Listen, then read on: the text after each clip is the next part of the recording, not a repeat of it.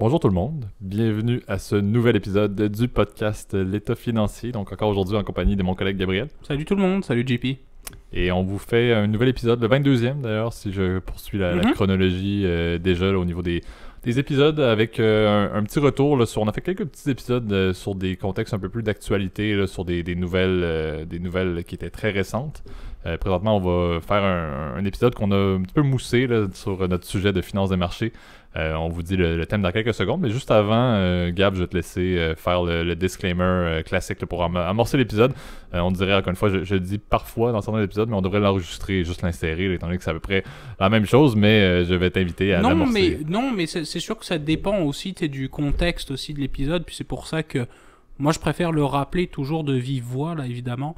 Tout ce qu'on parle dans le podcast L'État financier, il s'agit vraiment, nous, en tant que personne, de notre opinion personnelle, au sujet d'un placement, d'une action, etc. Il ne s'agit jamais, en revanche, d'une recommandation officielle de placement. Alors moi, je vous invite, ainsi que JP, toujours à prendre contact avec un spécialiste, que ce soit un comptable, un fiscaliste, etc., pour avoir une recommandation qui soit adaptée, en fait, à votre profil personnel. Voilà. Exactement. Donc, et moi je rajoute souvent, là, encore une fois, faites vos lectures, là, c'est un peu ça que je prône à chaque épisode, là, ou que je veux C'est bien prôner. important, et c'est bien important parce que c'est vrai que le but, encore une fois, du podcast, on vous l'a dit maintes et maintes fois, mais toujours on préfère le répéter, c'est de forger votre esprit critique, puis de vous faire votre propre opinion aussi personnelle. Exactement, de trouver votre passion pour la finance là, dans ce qui vous intéresse, donc lisez là-dessus, et puis après ça, vous allez clairement vous nous proposer certains sujets là, qui vont nous faire plaisir d'inclure. Donc partons ça en force avec notre premier segment, au son de la cloche. Parfait.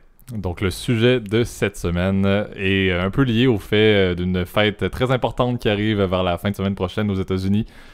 Thanksgiving, qui est synonyme à chaque année de quelque chose qu'on appelle, en anglais c'est le Black Friday, je sais qu'au Canada et au Québec on appelle ça le Vendredi fou, bref. En France ça s'appelle le Black Friday. Exactement, d'ailleurs. Nous on a toujours un peu des logiques qui ne font pas de sens peut-être dans nos traductions, mais bref, le moment arrive pour Thanksgiving et le fameux Black Friday et le Cyber Monday qui suit, bref, la période des achats. Clé c'est pour le début des fêtes aussi. Hein, absolument. Et qui dit Black Friday dit Amazon. On va se dire les vraies affaires. Donc le sujet qu'on veut faire aujourd'hui, puis on l'avait un petit peu parlé, là, qu'on voulait faire des épisodes de ce genre-là, on veut un peu parler d'Amazon en tant que tel. Oui, de la compagnie, certes, là, mais surtout aussi de quel genre de compagnie c'est et de voir un peu jusqu'où Amazon peut aller. C'est un peu ça la grande question qu'on peut se poser, là, à voir à quel point ils sont capables de prendre une position dominante dans plusieurs industries. Donc c'est un peu le sujet d'aujourd'hui, c'est de parler d'Amazon en tant que tel, mais surtout de dire what's next. Qu'est-ce qui arrive maintenant avec Amazon? Fou. Pour introduire ça très brièvement, là, on connaît bien les personnages de Jeff Bezos, qui est présentement l'homme le plus riche de la planète, et qui a lancé là, Amazon, qui était, Gab, si je ne me trompe pas, un bookstore. C'était un site d'achat de livres en ligne à la base. Oui, effectivement. Puis Amazon, à l'origine, d'ailleurs, vous pourrez regarder, en fait, J'avais regardé un vieux documentaire, justement, dans les années 90, 95. Jeff Bezos n'avait toujours pas de cheveux à l'époque. Effectivement. Ça, il n'en a toujours pas regagné entre-temps. Puis vraiment, ça me fait rire parce qu'il est encore en hoodie et en basket un peu à la Mark Zuckerberg, comme aujourd'hui. Puis c'est vrai qu'effectivement, à l'origine, Amazon, c'est une librairie en ligne, hein, on le sait très bien. C'était leur premier business, c'était vraiment de faire de la livraison de livres. Faut avouer que Amazon aujourd'hui est une entreprise qui est non seulement admirée par des millions de clients, entre guillemets, moi-même, puis là aujourd'hui je vais me faire l'avocat de Amazon aujourd'hui, puis je pense que toi JP, tu t'achètes quand même pas mal par Amazon, mais t'es pas Prime si je me souviens bien. Alors moi tu vas être plutôt l'anti-Amazon pour cet épisode. Prendre un peu l'opinion opposée, là, mais justement, comme tu as dit, à la base, et c'est ce qui est un peu impressionnant avec Amazon, c'est que la croissance de cette compagnie-là, là, peu importe le genre d'industrie en termes de commerce, là, peu importe l'industrie qu'elle va entrer, elle a toujours une capacité avec ses technologies et sa production de masse, si on peut dire, là, à vraiment rendre les compétiteurs inexistants, là, ou du moins insolvables. La compétition est absolument détruite par Amazon dès qu'ils entrent dans une industrie. On parle bien entendu du commerce en ligne. Je crois que qu'est-ce qui ne s'achète pas sur Amazon présentement. On parle également des services, là, tout ce qui est AWS, là, qui est tout ce qui est cloud les services de cloud qui, Oui, présentement, AWS, Amazon oui. est dominant et même fait plusieurs contrats, si je ne me trompe pas, avec le gouvernement américain et a à peu près mis en second plan IBM qui a fait ça quasiment depuis toujours. Et également, on parle beaucoup de même maintenant de tout l'alimentaire. Je sais qu'il y a des acquisitions classiques. Exactement. Whole Foods a été acheté. Il y a Ring, il y a Twitch. Au niveau du gaming, Twitch appartient à Amazon. Qu'est-ce qui, n'appartient pas à Amazon ou deux, Amazon ne fait pas. Donc, c'est ce qui est un peu le grand débat présentement. C'est de dire Amazon grossit. Peu importe l'industrie, a la capacité de s'implanter comme étant dominant sans aucun doute. Et c'est de dire jusqu'où ça peut se rendre. Oui, puis c'est ça. C'est sûr qu'Amazon, effectivement, commençait comme une entreprise qui font dans le livre. Après, c'est sûr qu'ils se sont pas mal diversifiés. Hein. Les CD, je sais que début...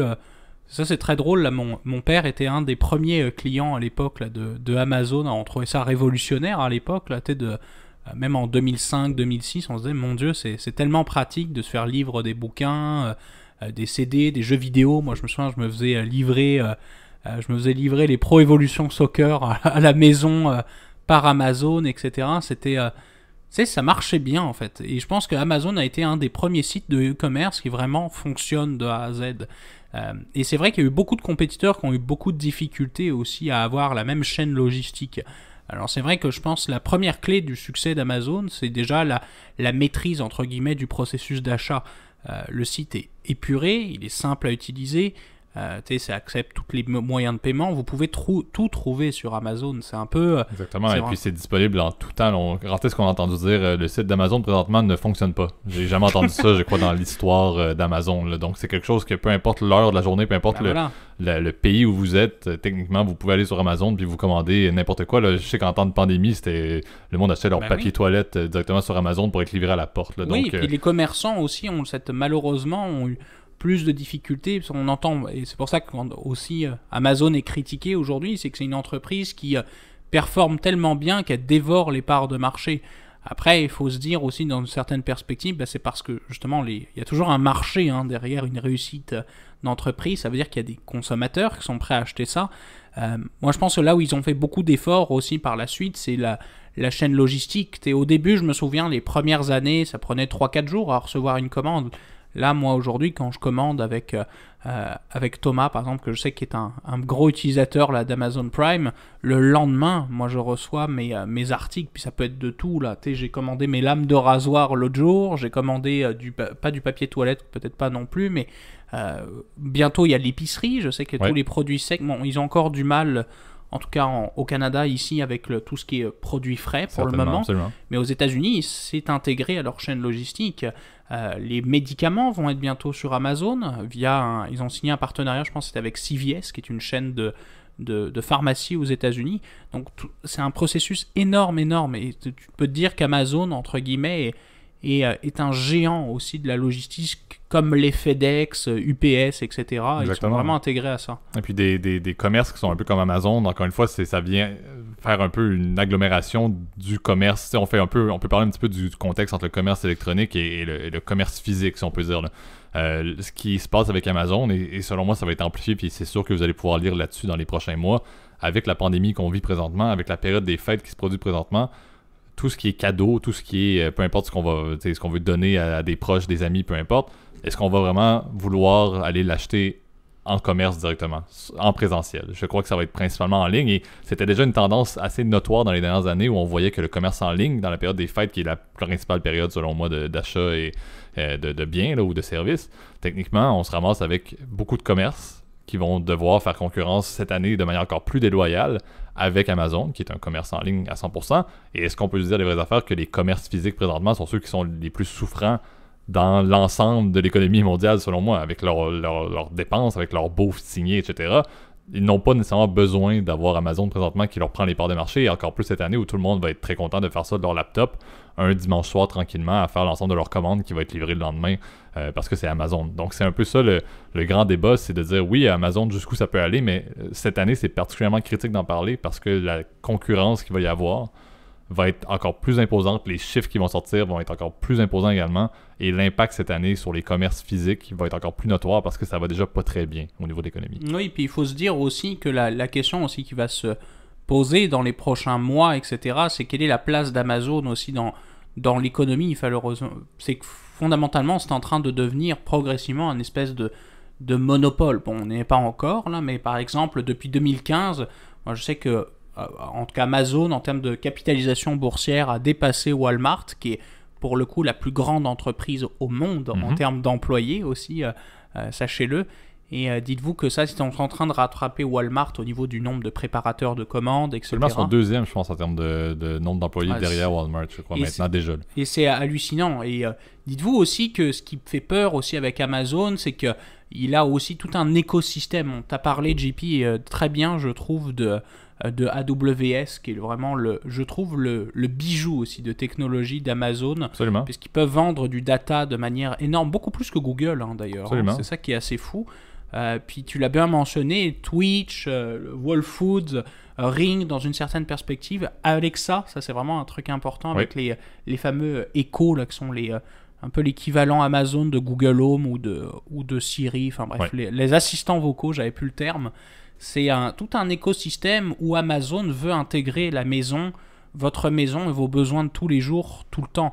Et les récits, vos données. Oui, et dites-vous, bon, évidemment, c'est à des fins publicitaires ou à des fins commerciales, mais dites-vous que c'est un écosystème, on veut vous... C'est une espèce de drogue Amazon, puis dites-vous que l'idée, c'est d'optimiser, en gros, par exemple, quand vous avez... je sais qu'il y a quelques années, ça avait fait un peu rigoler les gens, là, il y a quelques années, je sais pas si tu te souviens de JP, ils avaient lancé comme des interrupteurs où tu pouvais commander, par exemple, du Tide, du Bounty, donc du papier sopalin pour nos interlocuteurs outre-Atlantique, de la lessive, etc. Juste en pressant sur un bouton, je pense appelé Amazon Dash, si je me souviens bien. Puis là, ils ont optimisé le processus avec des commandes automatiques. Donc, vous ne commandez même plus, vous ne faites cliquer même plus. C'est Amazon qui va déterminer que vous manquez de papier sopalin. Parfait, je vais t'en recommander. Puis de grouper tes commandes pour optimiser les coûts, etc. Donc, ils sont très malins. Et cette myriade de données aussi peut poser des questions aussi en termes évidemment de vie privée aussi, qui est une problématique de plus en plus importante, je pense, pour beaucoup de consommateurs. Exactement, puis ça force la main, encore une fois, on le rappelle, tous leurs concurrents, puis ça c'est ce qui est un peu triste et comique en même temps, c'est que la majorité des concurrents, en termes, j'essaie de penser à des cas classiques, mais des marques que Amazon va acheter ou des marques, entre guillemets, maison d'Amazon, va être en compétition avec des compétiteurs notoires, mais ces compétiteurs-là n'auront pas le choix de s'afficher sur Amazon dans le but d'obtenir des commandes, dans le but d'obtenir de la vente, mais vont se faire percevoir des coûts pour publier sur Amazon. Donc c'est ce qui est impressionnant, c'est de dire, non seulement ils sont plus forts et ils prennent des parts de marché, mais en plus, leurs compétiteurs n'ont pas le choix de s'afficher. Je pense à Apple dans l'électronique. On peut avoir des produits d'Apple par Amazon, parce qu'Apple sait très bien que c'est pas seulement sur le site d'Apple directement qu'on va racheter. C'est un peu plus compliqué, là, mais après, c'est vrai que c'est vrai que la compétition manque cruellement, en fait, fondamentalement. Est-ce que tu connais, toi, JP, un bon site de e-commerce au Canada autre que Amazon? Non. Bah moi, j'en connais aucun, à part peut-être celui de Walmart, qui est apparemment le deuxième plus gros, mais qui est une horreur. Là, moi, je connais personne dans mon entourage qui utilise ce site-là. Je sais qu'en France, il y a encore le deuxième numéro 2, je pense, c'est Cdiscount, etc. Où il y a d'autres sites, mais c'est très mineur. Et puis, et c'est là où on se pose la question, c'est que maintenant, les gens, je pense, là, ce sera plus à inviter, on verra avec peut-être d'autres invités, c'est que le monde du marketing et le monde de la consommation a été changé par Amazon, par les GAFA fondamentalement. Oui, effectivement. Puis je veux dire, un autre point qui est clé, puis un peu le dernier point qu'on peut parler, c'est qu'il y a beaucoup de logique. Comment est-ce qu'on. C'est pas nécessairement bon et c'est pas nécessairement bien vu par les chambres de commerce ou par certains gouvernements d'avoir Amazon qui vient un petit peu affecter grandement leur propre commerce. Et donc, c'est là où on voit beaucoup de... Je sais qu'il y avait eu un cas en France, je ne me trompe pas, où il y avait eu des lois antitrust qui avaient été attaquées envers Amazon. Amazon avait été ciblé par des lois antitrust par le gouvernement français, je ne me trompe pas, ou du moins c'était en Europe de mémoire. Je pense que c'est en Europe, plus à l'échelon européen. Dans lequel on avait finalement eu... on essaie de trouver une manière légale de limiter le pouvoir d'Amazon, mais Amazon a tous les fonds du monde dans le but de pouvoir se défendre avec des avocats, etc. Donc... Oui, puis effectivement, tu as bien raison, JP. C'est vrai qu'ils peuvent paraître au jour d'aujourd'hui inatteignables quand tu vois aussi leur performance financière. Alors ça, c'est vrai que c'était un point qu'on voulait quand même vous élucider, parce que c'est vrai que des fois, on peut penser que ça fait des milliards et des milliards Amazon. Amazon n'est rentable que depuis 2016 en termes de bénéfices par action. Donc ils sont dans le vert officiellement, revenus moins dépenses que depuis ce moment-là. Ouais. Leur marge nette n'est pas non plus incroyable. Je pense qu'on est aux alentours des 4%, donc c'est pas non plus monstrueux par rapport à d'autres comparables. C'est juste que par contre leur revenu, leur chiffre d'affaires, et c'est souvent d'ailleurs une donnée qui m'énerve beaucoup, souvent les gens confondent chiffre d'affaires et bénéfices, leur chiffre d'affaires est exponentiel. Donc c'est clair que il y a potentiellement une économie de coût qui est à venir. Puis je pense que l'exemple, par exemple, de Prime Air, je sais qu'ils ont lancé maintenant, en tout cas partout dans le monde, leur propre réseau de livraison, parce que c'était souvent là où ils avaient de la difficulté, c'était pour livrer le produit du dernier, en fait, du dernier bureau de poste, en fait, jusqu'à la porte du client. Ça, c'était un point, ils avaient beaucoup plus de difficultés. Maintenant, ils se sont embarqués avec tout un réseau de livraison pour remplacer FedEx, par exemple, ou UPS, ou la Poste régulière. Et maintenant, des brigades de livreurs indépendants, un peu à la Uber. Ouais. Donc, c'est assez impressionnant. Puis, ils participent, en fait, encore une fois, à la transformation du monde dans lequel on vit. Exactement, parce que encore une fois, puis c'est un peu ça le but d'Amazon, c'est de dire Amazon veut que ce soit le premier site à qui on pense qu'on a un besoin d'un bien ou d'un service. Donc ça, c'est le premier point. Je crois que ça marche assez bien, parce que lorsqu'on me parle d'acheter en ligne, c'est assez rapide que je pense à Amazon. Et l'autre point également, c'est qu'il faut que le service soit bon. Quand ils mettent le critère de dire on veut être capable, pour ceux qui vont payer un petit peu plus avec le Prime, de vous livrer dans la journée ou même le lendemain, ils n'ont pas le choix d'avoir la capacité de. Et puis, tu sais, moi, je parle d'un exemple que j'ai eu, mais tu sais, Amazon, dans la période des fêtes, là, au Canada, si on n'est pas Prime, on se ramasse justement avec Post Canada, notre magnifique système national qui, à un certain point, m'a pris 3 semaines avant de recevoir mon paquet, qui était un bon vieux livre classique qui devait peser à peu près même pas 5 livres. Et pourtant, Post Canada est plutôt bon, honnêtement. Là, je pense que tu n'as jamais connu, mon cher JP, le système postal français qui, je dois t'avouer, comment dire, délivre les paquets de manière beaucoup plus lente à ma connaissance. Mais c'est vrai que c'est là tout l'enjeu, en fait, du système Amazon. C'est oui, Amazon est surpuissant, oui, Amazon peut-être, et là encore d'une fois je dis peut-être, contribue un peu à la désertification de certains centres-villes, etc., de la fermeture de certains artisans, de certaines boutiques. Mais Amazon répond à un besoin et est le service aujourd'hui le plus efficace, le moins cher et le plus, entre guillemets, user-friendly pour acheter énormément de produits, comment dire, accéder à du contenu. Ils se sont diversifiés. On a complètement oublié d'ailleurs, mon cher JP, là, mais Prime Video. Ouais. Prime Video. Quel service! Alors bon, pour le moment, le catalogue est encore un peu à construire dans les pays à l'extérieur des États-Unis, mais Prime Video fait partie de la stratégie de diversification. Ils veulent concurrencer Netflix, ils veulent concurrencer YouTube, ils veulent concurrencer Absolument. Google, Apple, pardon. Alors c'est là où on voit que ce méga système est assez impressionnant. Whole Foods aussi a été une belle acquisition, on en a parlé un petit peu, mais Whole Foods aussi fait partie... c'est une chaîne, pour nos auditeurs qui ne connaissent pas, c'est une chaîne de supermarché essentiellement aux États-Unis, mais qui est orientée un peu dans le segment bio, bobo, un peu ça. Ils font d'excellents produits, et puis l'idée aussi, on va dire, est de vraiment d'étendre aussi les points de livraison, encore une fois. Tout est pensé. D'amener les fameux magasins indépendants, le fait que tu peux rentrer dans le magasin, prendre ce que tu veux, puis ça te paye automatiquement, tu n'as pas besoin de dépasser au niveau de la caisse. Là. Ça, je sais que ça a été parti, entre autres, à Seattle. Mais c'est ça, c'est Amazon est exponentiel, Amazon peut à peu près tout faire, Amazon a l'argent pour à peu près s'implanter dans l'industrie qu'elle désire techniquement.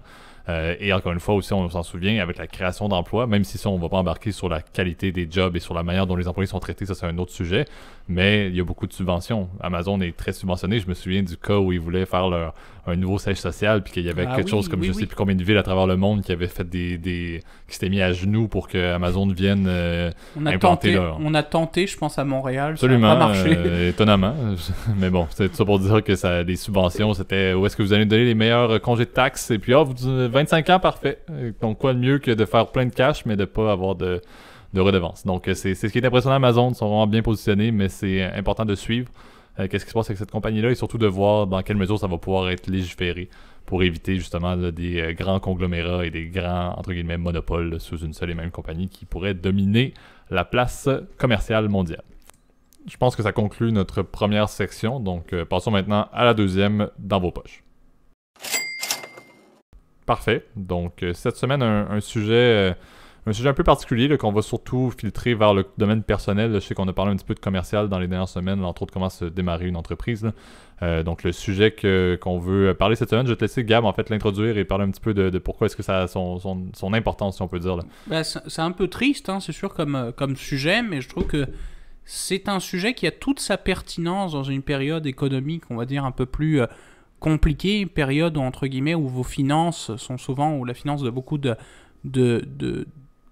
nos amis ou de plein de personnes est plutôt mise à mal avec les fermetures d'entreprises, etc.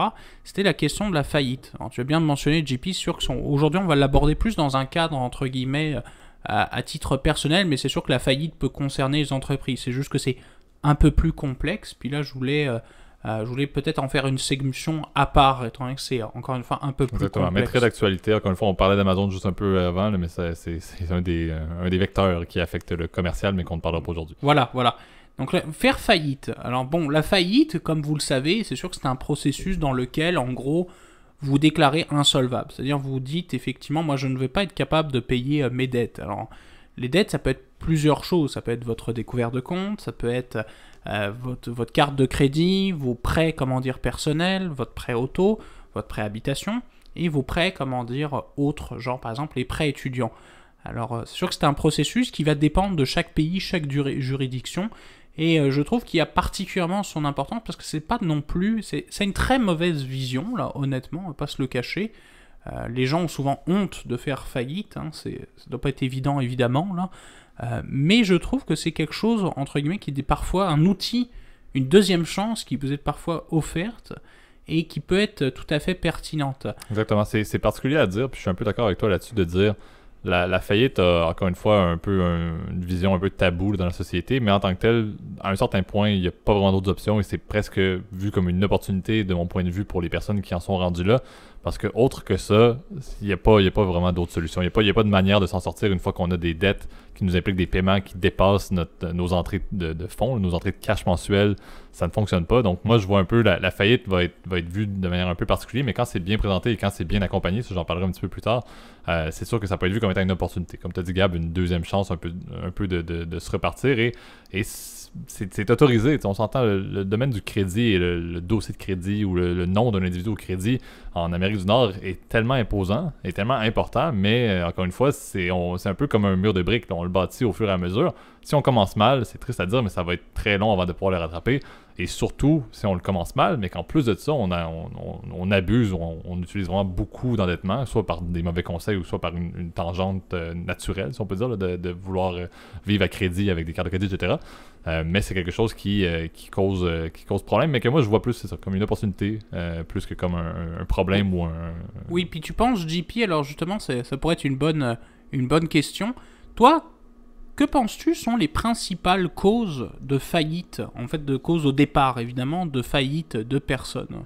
Ben, selon moi, je vais partir avec celle qu'on a un peu abordée puis que j'ai déjà introduite un peu. Là. Selon moi, c'est lorsque quelqu'un, va, encore une fois, le terme vivre à crédit est un peu particulier, mais c'est de dire lorsqu'on a... C'est la mauvaise gestion financière. Ben, exactement, la mauvaise gestion financière à la base qui nous amène à, encore une fois, ne pas y arriver. Là. De dire si j'ai, je dis un chiffre au hasard, mais j'ai 2000$ qui rentrent et puis j'en dois 2100 par mois, ben je ne pourrai jamais me rattraper d'un mois à l'autre et je vais toujours accroître mon crédit et accroître ce que je vais devoir payer d'intérêt le mois suivant. Donc plutôt que de devoir 2100, je vais être rendu à 2110, mais j'ai toujours 2000 qui rentrent. Donc oui, ça y arrivera pas. Là. Exactement. Puis vous faites effectivement dans ce genre de scénario que reporter votre fardeau à plus tard, mais ça ne fait qu'accumuler des intérêts sur des intérêts sur des intérêts.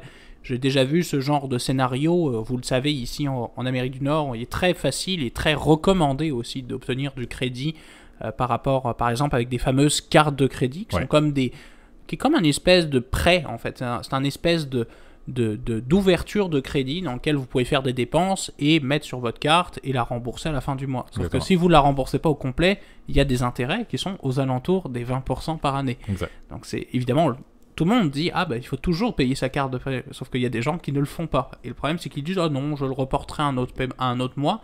Le problème, c'est que cette attitude-là peut avoir où je paierai que le minimum. J'en vois souvent là des gens, moi je paye que le minimum, je paye que 200$ par mois.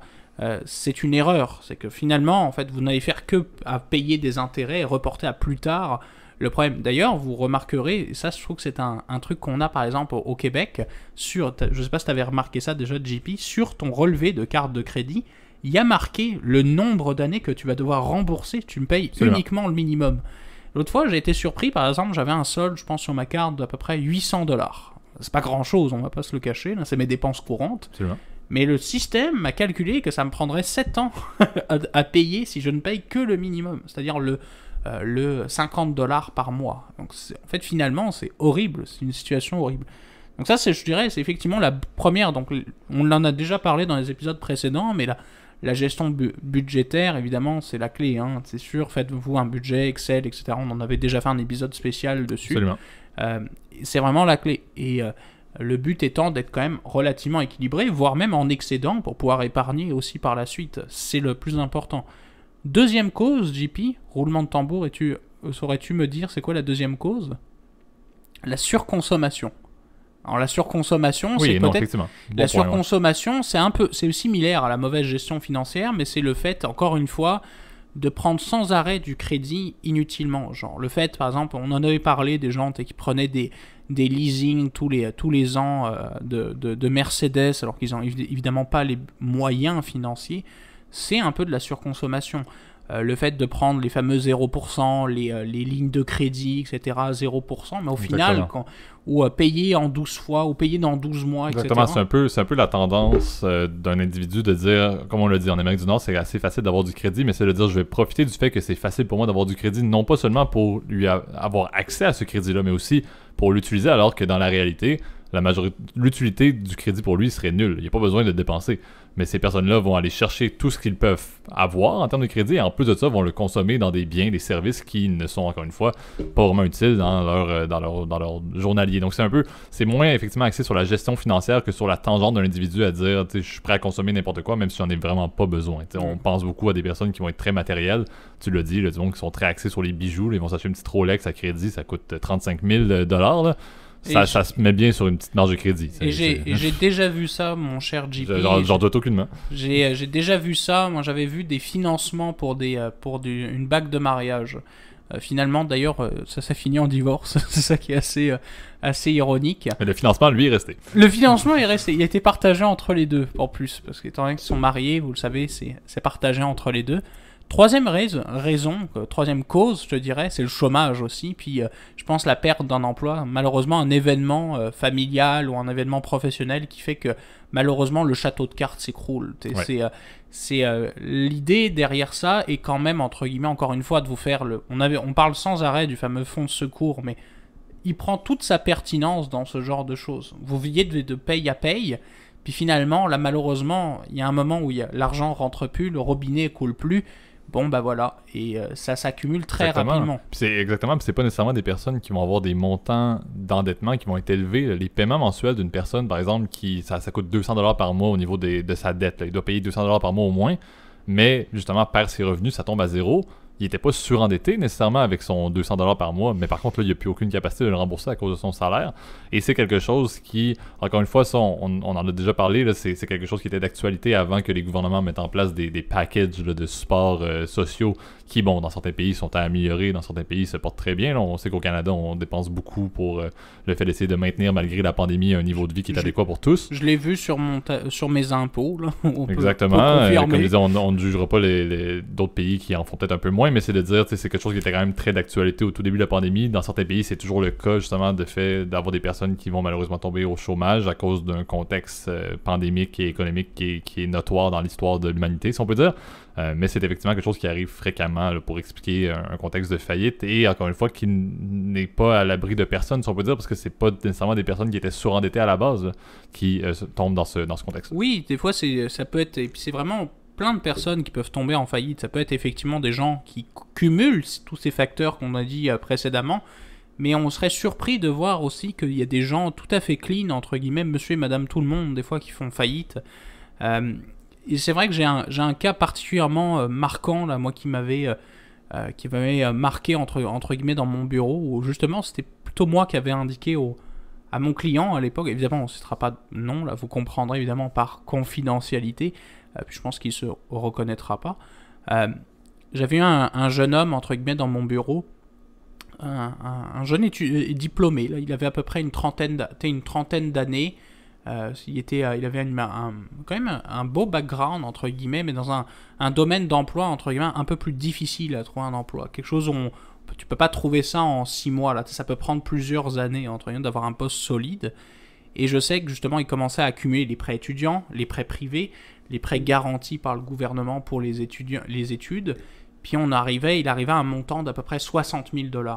C'est pas beaucoup par mois. Mais le problème, c'est que cette personne-là, tu vas dire, si tu accumules tout ensemble, c'était correct parce que c'était sur 10 ans, je pense. Donc c'est pas non plus horrible. Mais le fait qu'il n'avait quasiment aucun revenu faisait que son pourcentage d'endettement faisait que ça devenait trop difficile. Et c'est là où je me suis dit, bon bah écoute, mon garçon, il va falloir que tu commences effectivement peut-être à aller regarder avec un syndic autorisé, parce que c'est souvent la façon, entre guillemets, de faire faillite, c'est de rencontrer soit un avocat spécialisé en droit de la faillite, soit ici au Québec, on a ce qu'on appelle un syndic autorisé. C'est un intermédiaire qui va faire votre demande de faillite et contacter vos banques. Créanciers, exactement, parce que c'est très juridique au final, ce processus-là. Là, c'est pas quelque chose qui se fait de manière très... C'est relativement simple parce que vous êtes accompagné, effectivement, mais ça reste... c'est comme on parlait du petit point commercial au début, mais c'est des créanciers, là, c'est des personnes envers qui vous devez une dette et qui sont prioritaires sur certains de vos actifs là, lorsque c'est le cas. Donc c'est effectivement quelque chose, encore une fois, qui n'est pas à l'abri de personne. Et puis, encore une fois, c'est là où le conseil, selon moi, est clé. Puis c'est un peu ça qu'on veut vous amener à réfléchir. C'est quelque chose qui devrait être un acquis dans la société, qu'on devrait en parler davantage et que ce soit davantage conseillé également au niveau des services qu'on peut obtenir dans les institutions financières. Parce que on dirait que certaines personnes ne vont pas nécessairement en parler, ne vont pas nécessairement aller voir leur banque et vont vivre de mois en mois avec une difficulté financière importante, alors que peut-être depuis 1 an, il aurait pu déjà aller voir un syndic pour les aider, et encore une fois pour se libérer de ce fardeau-là et repartir entre guillemets à neuf, là, mais oui, avec quelques petits astérix pour plusieurs années. Là. Oui, exactement. Mais c'est effectivement quelque chose qui, encore une fois, je trouve, n'est peut-être pas assez abordé et n'est peut-être pas encore assez bien démystifié ou expliqué dans la société, qu'on ne veut pas en parler pour que le monde se dise « Ah ben j'ai toujours la faillite au pire ». C'est pas ça le but, mais c'est-à-dire il y a des personnes qui ont besoin d'entendre parler parce que présentement, ils ne savent pas c'est quoi et ils vivent justement avec un contexte financier très particulier. C'est clair qu'effectivement, et puis comme on vous l'a dit, je pense que c'est une solution de dernier recours, hein, rendu là la faillite. N'oubliez pas qu'elle comporte, que ce soit une faillite ou... et là, j'allais parler plus des solutions alternatives, parce que vous le savez, quand vous allez faire faillite, il y a certains biens, la plupart de vos biens vont être vendus. Entre guillemets, il va y avoir un huissier qui va saisir tous les biens dits non essentiels. Vos vêtements, c'est sûr, ils seront conservés, etc. Mais vous risquez de perdre votre voiture, vous risquez de perdre votre maison. Ils sont souvent financés, donc c'est effectivement cohérent. Exactement, là. Vous risquez de perdre votre maison, vous risquez de perdre tout, en fait. Vous risquez d'avoir un dossier horrible pendant les prochaines années. C'est-à-dire que vous ne pourrez jamais faire de financement. Dans tous les cas, la plupart du temps, vous serez dans un registre.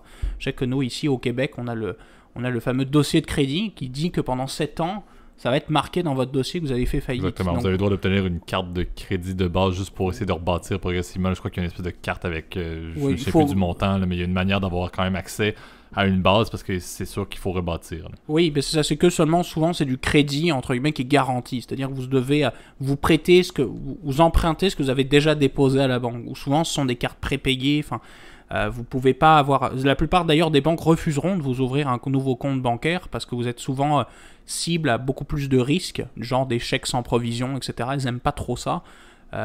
Puis vous serez probablement quelqu'un de peu rentable pour elles aussi. Donc souvent, c'est beaucoup plus difficile aussi d'obtenir des services financiers. Alors il faut se contenter de ce qu'on a pour les prochaines années et puis apprendre cette leçon-là. Alors c'est vrai qu'avant d'en arriver là, effectivement, il y a aussi d'autres solutions. C'est sûr qu'en parler de la consolidation de dette, ça peut être un autre objet. C'est sûr que ça peut être quelque chose d'un peu plus compliqué aussi à obtenir, mais je pense qu'il faut, avant de penser à la faillite, regarder les options avant. Il existe par exemple aux États-Unis ce qu'on appelle le Chapter 11, on en avait parlé, là, qui s'appelle la restructuration de dette. C'est très courant d'ailleurs en France par exemple, où vous allez effectivement. Des créanciers, effectivement. C'est ça, c'est que vous allez vous retrouver effectivement à avoir un paiement sans intérêt pendant un certain nombre d'années. Puis c'est juste que pareil, là, évidemment, votre nom sera évidemment entaché, certain, parce que des fois, le créancier va pas récupérer tout ce qu'il avait le droit, entre guillemets, sur le financement qu'il vous a octroyé. Donc c'est sûr que faites attention. N'oubliez pas aussi que la faillite, et ça c'est un point, il y a certaines dettes qui ne seront jamais libérées de votre faillite. La plupart du temps, ce sont vos prêts étudiants. Eux, étant donné que ce sont des prêts spéciaux, vous ne pourrez pas vous en décharger. Donc là, il faut faire attention, puis ça c'est à vie. Donc ça, c'est évidemment, il y a certaines choses à prendre en compte. C'est pour ça que moi, je vous recommande toujours, rendu là, si vous avez des problèmes en termes de la détresse financière, d'en parler premièrement à votre créancier, puis ensuite de consulter un expert justement dans ce domaine-là. On refait le fameux disclaimer comme tu vois. Un peu effectivement, et puis je crois que c'est également ce qui va nous amener à conclure notre épisode d'aujourd'hui. Donc encore une fois là, en mon nom, et je vais le faire avant que Gab le fasse le petit classique là, de fin là, mais encore une fois j'ai hâte. J'apprécie beaucoup là, vos écoutes. Je trouve que ça nous motive beaucoup, et puis qu'on soit déjà rendu au 22e épisode de manière constante et surtout hebdomadaire là. On en est très content, puis on compte bien continuer dans les mois à venir et dans les semaines à venir de manière constante. On le fait en pleine pandémie, malgré les contraintes. Donc, une fois qu'on sera en post-pandémie, je n'ai même pas de doute que le podcast État financier sera toujours aussi actif. La semaine prochaine, on a un invité en plus. Absolument. C'est là où on voit aussi que le temps est passé, mon Dieu, tellement vite. On se parlait, le premier épisode, c'était au début de l'été. Je me souviens, on avait le climatiseur dans la podcast room. C'était horrible. C'était très difficile de tourner. Et là, aujourd'hui, on a eu la première neige ici. Effectivement, il fait moins 2 degrés Celsius. Là. On va trouver le moyen de faire les épisodes quand même, mais il va y avoir de la neige sous peu au Québec. Donc soyez sûr qu'on le fait pour vous. Et on va avoir la neige jusqu'aux genoux pour venir faire les épisodes. Peut-être pas non plus quand même, mais bon, en tout cas, n'oubliez pas évidemment de partager notre contenu si vous a plu, liker, partager. De mettre un petit commentaire, puis de nous rejoindre sur toutes les plateformes, Spotify, Apple Podcast, Google Podcast, Amazon Podcast, Overcast, etc. J'en passe des murs et des pas belles. Et moi, en tout cas, JP, je te souhaite une bonne semaine et à la prochaine.